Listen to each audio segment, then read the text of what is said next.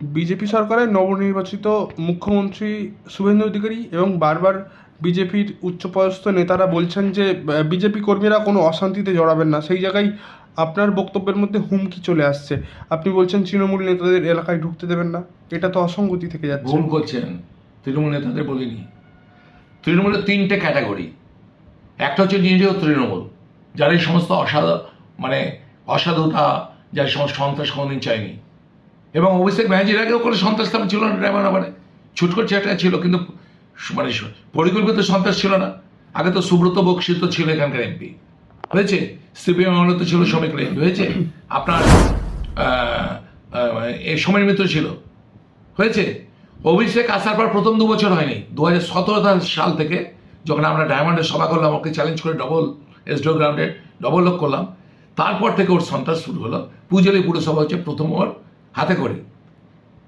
তখন কোটেশ্বররাও ছিল এখানকার এসপি, পুরো বিশ্বাসঘাতকতা করেছিল আমাদের সঙ্গে। সমস্ত ইনফরমেশন দিয়েছিলাম কোন দিক থেকে ক্রিমিনাল ঢুকে, হ্যাঁ দেখছি কিচ্ছু করেনি। নিশ্চয় মনে হচ্ছে পূজালি পুরসভার কথা, কি একটা বোমগুলো মেরেছিল এবং কীভাবে ছিনতাই করলো ওরা একের পর এক। তো এই প্রথম ক্যাটাগরি যারা একদম নিরীহ তৃণমূল, তার এলাকায় শান্তিতে রয়েছে। আজকে যদি অভিজিৎ ববি না থাকতো, এখানে পুরো ছাড়খাড় হয়ে যেত, যা ওরা 12 বছর ধরে করেছে। এসি ঘরে বসে আর বড় বড় ডায়লগ দিয়ে সন্ত্রাস বোঝা যাবে না। 2 নম্বর ক্যাটাগরি কি? 2 নম্বর ক্যাটাগরি হচ্ছে যারা অত্যাচার করেছে, মাথা পাঠিয়েছে, এই মেয়েদের রেপ করেছে, ঘর বাড়ি জ্বালিয়ে দিয়েছে, এ হচ্ছে 2 নম্বর ক্যাটাগরি। আর 3 নম্বর ক্যাটাগরিকে, তারা সামনাসামনি অত্যাচার করেনি কিন্তু এদেরকে উস্কেছে, করিয়েছে।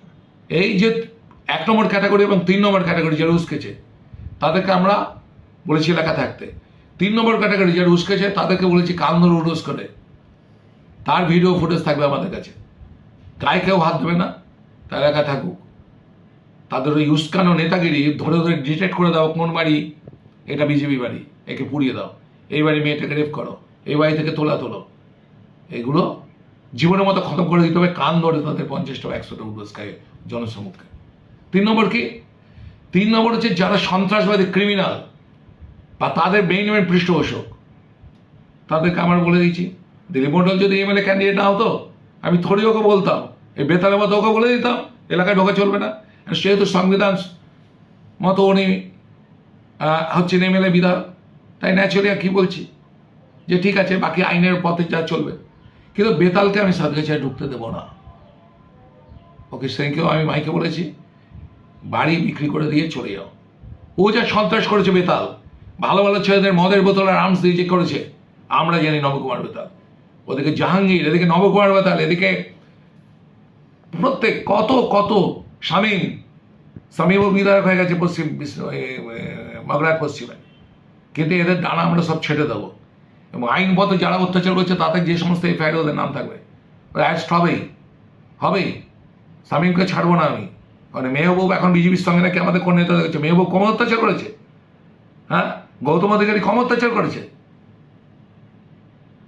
এরা যা সন্ত্রাস করছে সমস্ত লিস্ট হয়েছে আমার থেকে। ডায়মন্ড হারবার দক্ষিণ চব্বিশ কেউ ভালো বুঝবে না।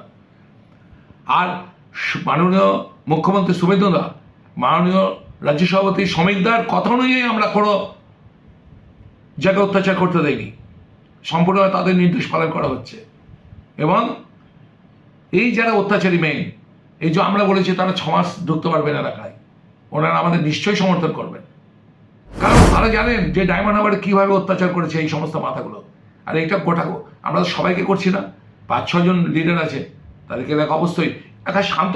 কারণ আমরা যদি ধরুন ঢুকতে বললাম, এই বেতাল যদি ঢোকে, ধরুন আমরা হাত পা বেঁধে বসে রইলাম, জনগণ তো পিটিয়ে মেরে দেবে, এলাকা অশান্তি হবে না, ল অ্যান্ড অর্ডারের প্রবলেম হবে না, তা কেন করতে যাবো? আমি যখন বলে দিয়েছি ডায়মন্ডে যে সমস্ত জায়গায় অবৈধ পঞ্চায়েত হয়েছে, পঞ্চায়েত সদস্যদের অনুরোধ করছি, তৃণমূলের পঞ্চায়েত অফিসে যাবেন না, রেজিগনেশন লেটার দিয়ে দিন বিডিওকে যে আমি আর পঞ্চায়েত সদস্য থাকতে, পাবলিক তো পিটিয়ে মেরে দেবে। যে আর এরা ভোট করতে দেয়নি, নমিনেশন করতে দেয়নি এবং জনগণের টাকা লুটপাট করেছে, তা আমাদেরকেও তো সহযোগিতা করতে হবে নাকি? সিপিএমের আমলে সিপিএমের লোকদেরকে গিয়ে ঢোকাতে পেরেছি। তৃণমূলের আমলে আমাদের বিরুদ্ধে এত কেস করেছে, কিচ্ছু করতে পারেনি। পাল্টা তৃণমূলের ঢুকিয়েছি বা তাদের কেসে জর্জরিত করেছি। আর এখন আমাদের দিকে আমরা তো বেআইনি কোনো কাজ করছি না, আইনি মতেই চলবে, কিন্তু পুলিশ তো সকলকে প্রোটেকশন দিতে পারবে না, তাই না? তোমরা যদি আমাদের সঙ্গে সহযোগিতা করে তাহলে ওদেরও লাভ, জনগণেরও লাভ, সমাজেরও লাভ।